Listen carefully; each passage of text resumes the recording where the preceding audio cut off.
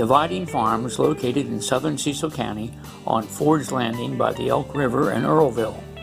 It is a beautiful 325-acre waterfront farm with rolling hills and pristine views, owned by Bill and Lynda Jeans.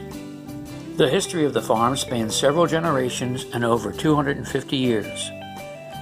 It all began in 1696 with Richard and Eleanor Ford settling on what would then be known as Ford's Landing.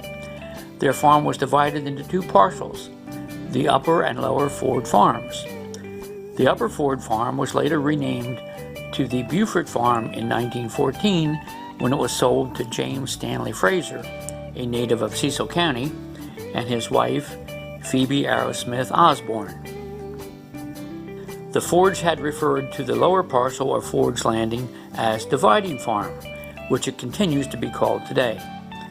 In 1930, Bill's father, William Jeans Sr., and Uncle Isaac Jeans purchased Dividing Farm from their aunt, Maria Ford Massey, who had owned it at the time. But the Jeans family was connected to Ford's Landing and Dividing Farm long before 1930. Even though Bill's father and uncle lived and worked in Villanova, they would make frequent visits to Dividing Farm to fulfill their aspirations of a farming life, while also maintaining an active city life. Together, they grew crops and bought a Hampshire sheep herd. It was through these frequent visits to the farm that Bill's father met and fell in love with the neighbor's daughter, Helen Fraser, of Beaufort Farm, marrying her in 1946. In 1950, Bill's parents bought his Uncle Isaac's remaining interest in the farm so that Isaac could move to Virginia to get married and buy a farm of his own. Bill's father continued his frequent visits to the farm with his new family to farm the land and care for the sheep, but wouldn't permanently move to the farm until he retired in the early 1970s. Bill's father would continue to farm the land and raise sheep on Dividing Farm for over 40 years. Born in 1948 in Villanova, Bill has followed in the footsteps of his father and maternal grandfather before him, sharing in a love of the outdoors and of farming.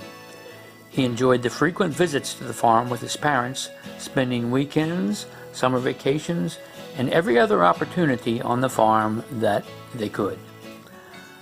Although an only child, he grew up as brothers with his two cousins, Jim and Joe Fraser, who would also frequently visit their grandfather at the neighboring Beaufort Farm, using the two farms as their own private 650-acre playground.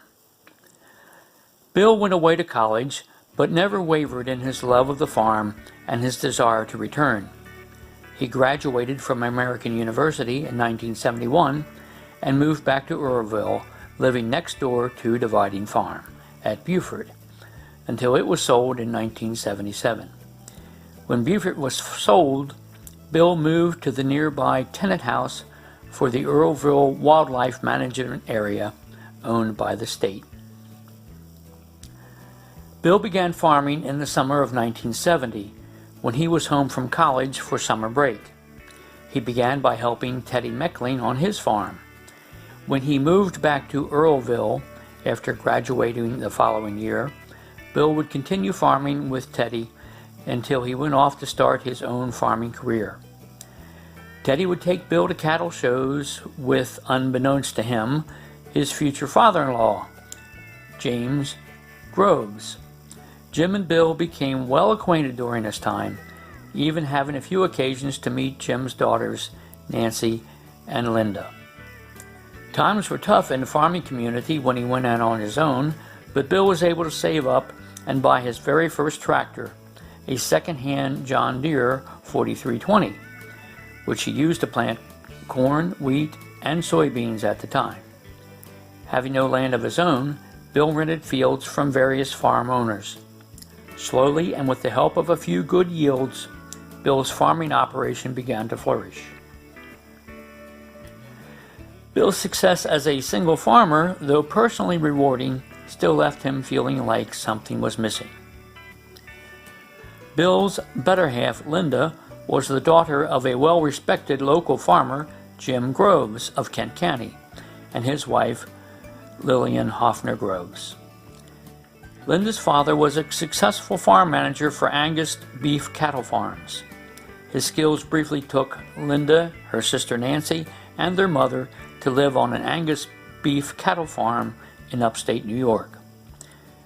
When Lynda was in 7th grade, they moved back to the area to live on the Ware farm in Cecil County, where he established and maintained, for the Wares, a purebred Angus beef cattle herd for over 20 years.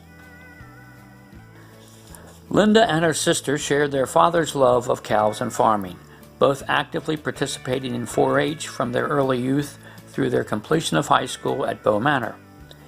Each year, Lynda would show her Angus steers and heifers at various shows throughout Maryland, including the Breeders' Fair, the Cecil and Queen Anne's County Fairs, the Maryland State Fair, and the Eastern Shore Spring Cattle Show. After high school, Lynda went on to pursue a career in education. She graduated from Salisbury University in June 1970 and began teaching at Cecilton Elementary School later that fall. While teaching at Cecilton, she continued pursuing her master's in teaching and education part-time at Salisbury, which she completed in 1976. She would go on to teach various grades at Cecilton Elementary for 39 years before retiring in 2009.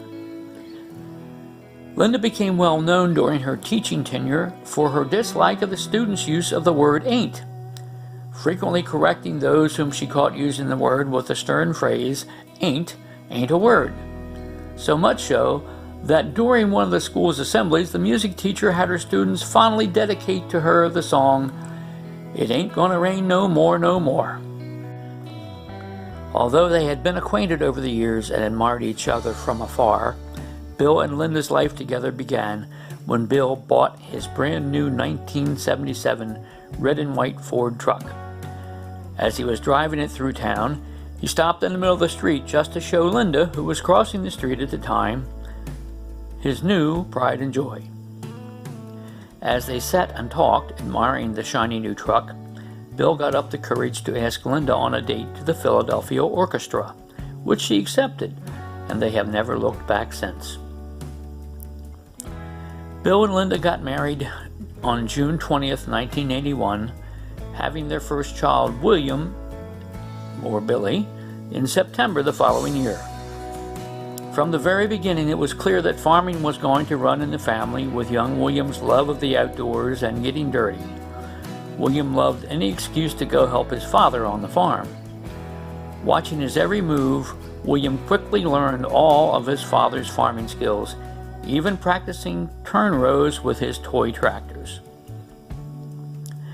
It was not surprising that William would go on to pursue a career in farming just like his father.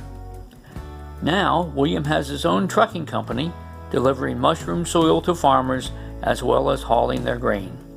He maintains his trucking company while also continuing to help Bill with the family farming operation. Together with his wife, Katie Davidson Jeans, Bill has been grooming the next generation of farming with his two daughters, Madison and Lily. In June 1984, Bill and Lynda had their daughter Allison, who, in trying to keep up with her big brother, also shared a love for the farm. They pawed around on the farm, much like Bill had when growing up with his cousins, building forts, playing in the dirt, and fishing.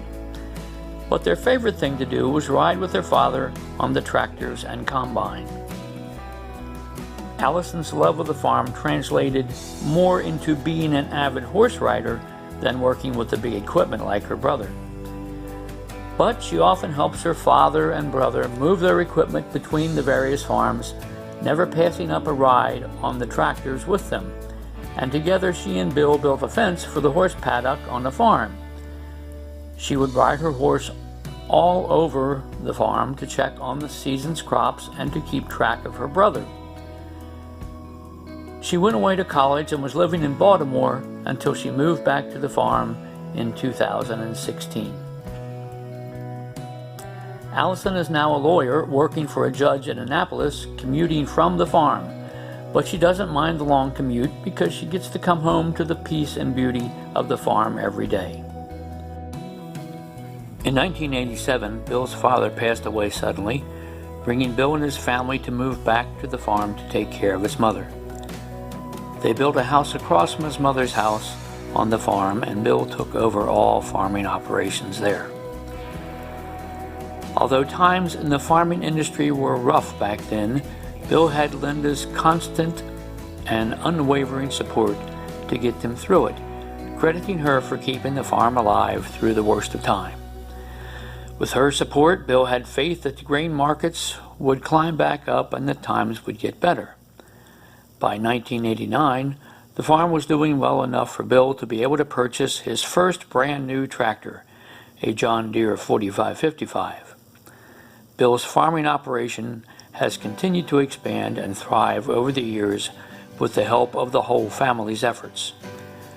Aware of the importance of the group effort, Bill finally refers to his family as a team, working together for their love of the farm. From the moment Bill moved to Cecil County after his college graduation, he got very involved in the local community, participating in various organizations, including the Junior Chamber of Commerce, or the JCs, the Maryland Watermen's Association, the Upper Chesapeake Bay Watershed, and the Board of Appeals for Planning and Zoning. He joined the Cecil County Farm Bureau's Young Farmers in the early 1970s, where he took an active role in the group. His enthusiasm led Bill to representing the Cecil County Young Farmers in the Maryland Farm Bureau's Young Farmer Discussion Meet. That competition was held in 1974, which he won, qualifying him for the 1975 American Farm Bureau Federation's competition in New Orleans, Louisiana. Bill's son is now a member of Young Farmers and actively helps with their various fundraisers. In 1979, Bill became one of the 9 charter members of the Upper Bay Ruritan Club, which also included his future father-in-law, Jim Groves. Bill still actively participates in the club, helping with all of the various fundraisers and events. More recently, Bill's whole family has gotten involved with Ruritan by volunteering to help with many of its fundraising events. Bill has always shared a concern for the health of the Chesapeake Bay and a desire to help protect it. At the time, the public's understanding of the bay's pollution placed the blame squarely on Maryland farmers, and Bill wanted to change that misconception. This resulted in Bill joining the Upper Chesapeake Bay Watershed Association, working with them to protect the bay while educating them on farming practices. In the early 1980s, a local television station doing a story about these concerns reached out to Bill to explain to its viewers during a televised interview cover crops and the various efforts farmers employed for nutrient management to minimize their impact on the bay. But one of Bill's proudest achievements was when he worked together with 3 other Cecil County residents, commonly referred to as the Cecil County Quartet, to challenge dredging of the C&D Canal. The quartet had taken the Army Corps of Engineers head-on and won, preventing the Corps from deepening the C&D Canal in 2001. Because of the quartet's effort and hard work, they were each honored by then Congressman Wayne Gilchrist for their achievements. The Jeans family continues to grow corn, wheat, and soybeans and has expanded productions, tilling over 1,000 acres of farmland, with 850 of which they own from the acquisition of 2 additional farms, in an effort to preserve them from development. In addition to tilling, Bill and his son spread more than 1,000 acres of mushroom soil each year. The farming fleet now has a 2008 John Deere 9870 STS combine and several tractors, including a 2007 quad track, Bill's pride and joy. Bill and Lynda continue to be actively involved with the community by supporting the local 4-H at their livestock sale each year, as well as actively participating in several organizations that raise money for school scholarships and give back to the area. Today, there are now 3 generations helping out on Dividing Farm, ensuring that the Jeans farming legacy continues for many years to come.